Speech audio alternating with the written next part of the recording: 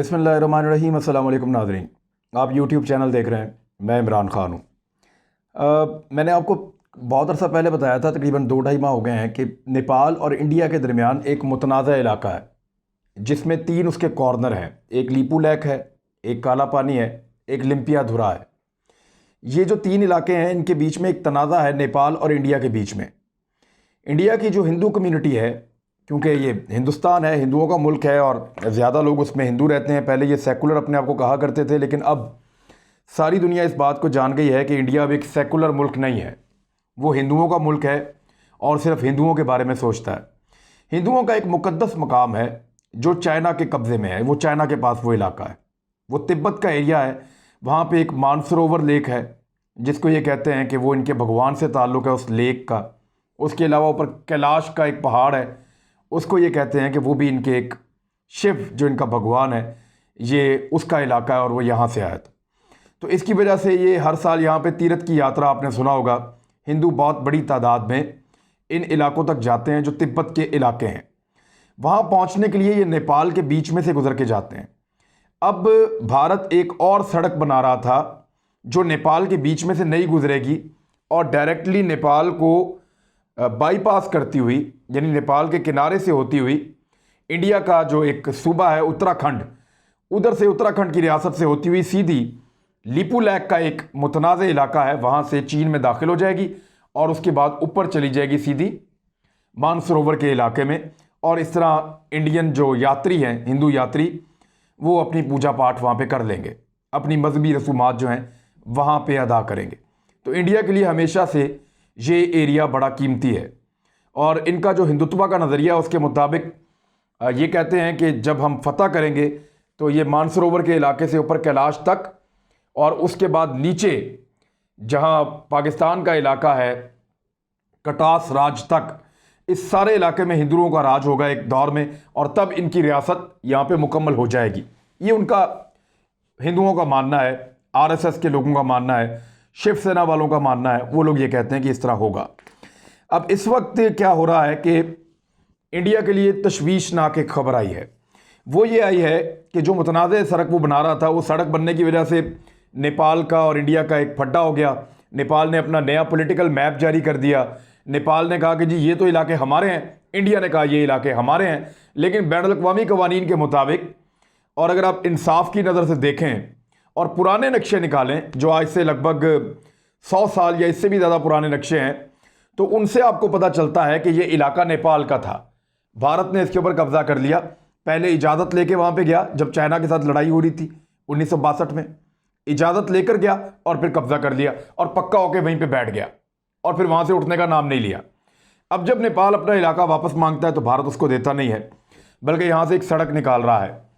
भारत ने कुछ satellite images के थ्रू ये महसूस किया है और उनका एक मैगज़ीन है द प्रिंट, जो उनका अखबार है, उसमें ये खबर छपी है और उसमें ये सैटेलाइट का इमेज भी दिखाया गया है। वो ये बता रहे हैं, इसमें जो लिखा है मैं उसके मुताबिक आपको बता देता हूँ कि satellite images reveal China is building surface to air missile site at Mansarovar lake. Mansarovar की जो लेक है, जो झील है, जो इनके लिए एक मुकद्दस झील है, उसके करीब एक गाँव है।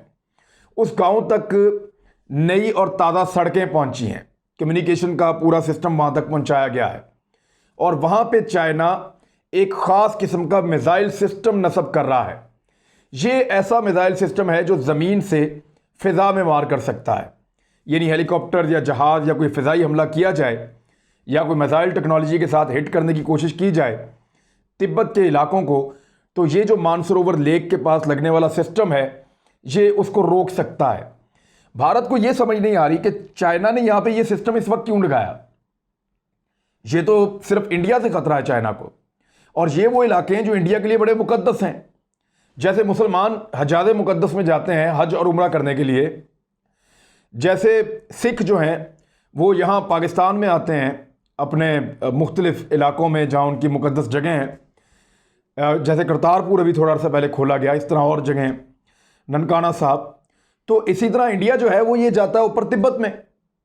तो उनको ये जिस तरह यहूदियों के लिए जेरूशलम है या ईसाइयों के लिए है, मुसलमानों के लिए भी बैतुल मक़दस है, इस तरह उनके लिए ये बड़ा एक मुकद्दस जगह है। तो उसके ऊपर इंडिया अटैक क्यों करेगा? इंडिया ये सोच रहा है कि ये ऐसा क्यों हुआ, लेकिन उसके सवाल का जवाब उसको मैं अभी अगले हिस्से में दूंगा कि उसको जवाब क्या मिला। ये जो सिस्टम यहाँ पे लगाए गए हैं ये बड़े जदीद तरीन सिस्टम है।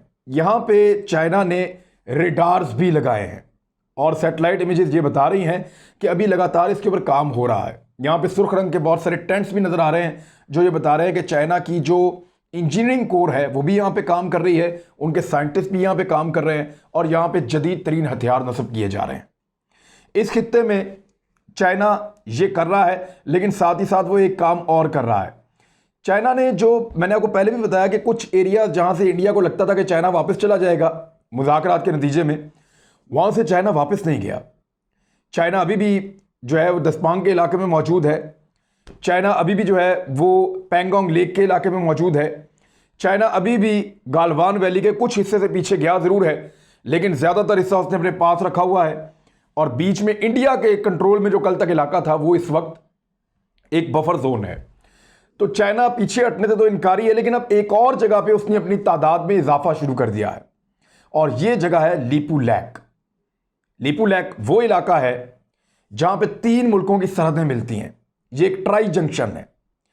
यहां पे चाइना की सरहद है, यहां पे भारत की सरहद है, यहां पे नेपाल की सरहद है और ये नेपाल और भारत के बीच में एक मुतनाज़ इलाका है।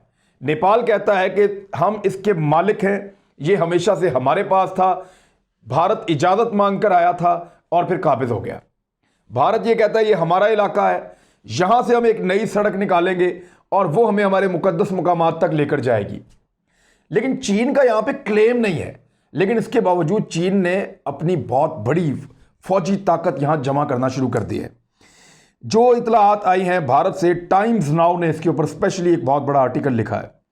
उन्होंने लिखा कि चाइना लीपू लेक के इलाके में 1 बटालियन से ज़्यादा फौज जमा कर चुका है। हज़ारों फौजी यहाँ पे आ गए हैं वैसे, और इनकी एक ख़ास जो है वो ब्रिगेड है जिसको कहते हैं 150 light combined armour brigade, arms brigade sorry, ये भी यहाँ पे पहुँच गई है और 2 हफ्ते कबल ये मूव की थी अंदरूनी इलाकों से और बिल्कुल जो बॉर्डर का एरिया है उसके 10 किलोमीटर पीछे आके चाइनीज़ फ़ौज जो है उसने अपनी इंस्टॉलेशन लगाना शुरू कर दी है और अपने मोर्चाबंदी करना शुरू कर दी है।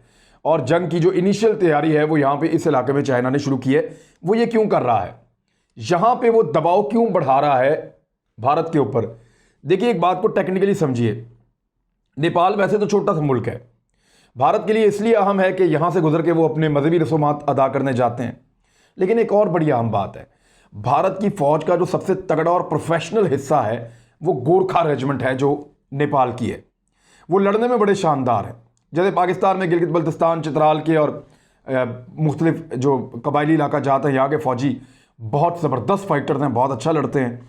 इसी तरह वहाँ पे जो गोरखा रेजिमेंट है नेपाल की, वो भारत की फ़ौज के अंदर ज़बरदस्त काम करती है लड़ाई का। भारत उनको हमेशा अपने साथ रखना चाहता है। चीन अगर नेपाल और भारत के बीच में एक लड़ाई कराने में कामयाब हो जाता है तो गोरखा रेजिमेंट तकरीबन नाकारा होकर रह जाएगी और भारत के लिए एक बहुत बड़ी मुश्किल पैदा हो जाएगी। फौजी जो है वो जज्बे के साथ लड़ता है, किसी जोश के साथ लड़ता है, सिर्फ पैसों के लिए नहीं लड़ता, ये बात सबको पता है। चीन ये चाहता है कि नेपाल और भारत के बीच में इस इलाके को लेकर फैसला कुन मामला हो जाए। या तो भारत इस इलाके को छोड़ के नेपाल को दे दे, और नेपाल की ये ख्वाहिश है और नेपाल ने चीन से इसके लिए मदद मांगी है। अब या तो भारत इस इलाके को छोड़ दे, लीपू लैक, लिम्पियाधुरा और काला पानी का इलाका भारत छोड़ दे, और अगर इस इलाके को नहीं छोड़ता तो फिर यहाँ पे एक तनाज़ा जो है वो शिद्दत इख्तियार करेगा और नेपाल की मदद के लिए चीन यहाँ पे फौज इकट्ठी कर रहा है। चीन ने बहुत बड़ी तादाद में यहाँ पे फौजी भिजवाए हैं, हज़ारों की तादाद में, और बड़ी तगड़ी इंस्टॉलेशन लगाई हैं। और इसीलिए इस एरिया से पीछे किसी भी बड़े हमले को रोकने के लिए मानसरोवर लेक के नज़दीक चीन ने अपना दिफाई सिस्टम नस्ब किया है, जो ज़मीन से फ़िज़ा में मार करने वाले मिसाइल्स भी हैं, यहाँ पे एंटी एयरक्राफ्ट सिस्टम भी लगा हुआ है, यहाँ पे रेडार्स भी लगाए गए हैं। तो इसका मतलब जो है वो अब आपको आसानी से समझ आ जाएगा कि चीन की इस इलाके में जो बॉर्डर एरिया है, यहाँ पे मूवमेंट का मकसद और मतलब क्या है। एक और बड़ी डेवलपमेंट आई है इंडिया के लिए, और ये छपी है द एशियन टाइम्स में, और इन्होंने इंडिया के कुछ अखबारात का हवाला भी दिया है। इसके मुताबिक चाइना म्यांमार, यानी जिसका पुराना नाम बर्मा है, वहाँ से जो एयर स्पेस उसकी है वो इंडिया के खिलाफ इस्तेमाल करने के लिए प्लान कर रहा है। इंडिया को अब ये कैसे पता चला, ये मैं आपको बताता हूँ। इंडिया की एक बहुत ज़बरदस्त एयर साइट है यहाँ पे, जिसको कहते हैं तेज़पुर एयर बेस। ये आसाम में है। आसाम में भारत की एक तेज़पुर एयर बेस है, जिसके ऊपर भारत का इस पूरे खित्ते में सबसे ज़्यादा इन्हिसार है। और वहाँ पे उन्होंने अपने जदीद तरीन तैयारे भी लगा रखे हैं, वहाँ पे एक्सरसाइजेज भी करते रहते हैं। और भारत का इस खित्ते की पूरी सिक्योरिटी के लिए और अपने आप को बचाने के लिए, अपने दिफा के लिए और अटैक के लिए इस तेज़पुर एयर बेस पे बहुत ज़्यादा इन्हिसार है। और ये आसाम में है। और यहाँ पे जब भारत को बहुत करीब नज़र रखनी थी चीन ने, और चीन ने किया ये है कि जितनी भी भारत की एयर बेसिस हैं चीन के बॉर्डर के साथ साथ, उन तमाम जगहों पे बड़ी ज़बरदस्त सर्वेलेंस का सिस्टम लगा दिया है, इंटेलिजेंस का बहुत ज़बरदस्त सिस्टम लगा दिया है, जदीद तरीन रेडार नस्ब कर दिए हैं। अब ये कुछ रेडार्स हमें नज़र आ रहे हैं। अगर आप इस खबर की डिटेल में जाएं, द एशियन टाइम्स की, तो इसमें आपको ये रेडार्स नज़र आ रहे हैं जो लगाए गए हैं चाइना की जानिब से। ओपन सोर्स इंटेलिजेंस की रिपोर्ट के मुताबिक उन्होंने बताया कि म्यांमार के बॉर्डर के नज़दीक चाइना ने ये रेडार सिस्टम नस्ब किया है। यहाँ पे चाइना का सूबा यनान है, और इस एरिया में इस रेडार का लगना और इस जगह की एयर बेस का मुतहर्रिक होना, ये इस बात की निशानदेही कर रहा है कि चाइना किसी भी वक्त भारत को म्यांमार की या बर्मा की एयर स्पेस को इस्तेमाल करके लड़ाई में एक सरप्राइज दे सकता है।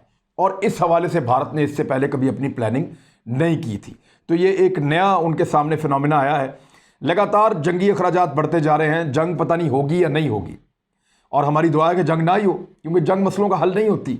लेकिन अगर यहाँ पे जंग होगी चीन और भारत के बीच में, तो भारत के अखराजात लगातार बढ़ते चले जा रहे हैं। वो अपनी कमज़ोर इकॉनमी के साथ इतने ज़्यादा अखराजात कैसे उठाए। चीन ने हर तरफ से घेरा डाल लिया है, नेपाल साइड से, लिपुलेख साइड से, मानसरोवर के ऊपर जाके वहाँ पे हथियार लगा दिए। यहाँ जो म्यांमार है, म्यांमार के बिल्कुल साथ, या बर्मा उसका पुराना नाम है, हम लोग ज़्यादा बर्मा जानते हैं, तो बर्मा के बिल्कुल साथ अपने सूबे में वहाँ पे भी रेडार लगा दिए हैं। और उसकी एयर स्पेस को इस्तेमाल करने का जो है वो इंडिया दिया है, और भारत को इस चीज़ का खदशा है। तो इस सारी सूरत हाल में भारत के दिफाई अखराजात बहुत ज़्यादा बढ़ जाएंगे। क्या भारत की इकॉनमी उनका बोझ उठा सकेगी? ये एक बड़ा सवाल है। और इसका जवाब है कि अगर भारत लड़ाई में जाएगा तो बहुत बुरी तरह तबाह हो जाएगा। फिर उसको टूटने से वो कैसे रोकेंगे? अब तक के लिए इतना ही। अपना ख्याल रखिएगा, हमारे चैनल का भी। अल्लाह हाफ़िज़।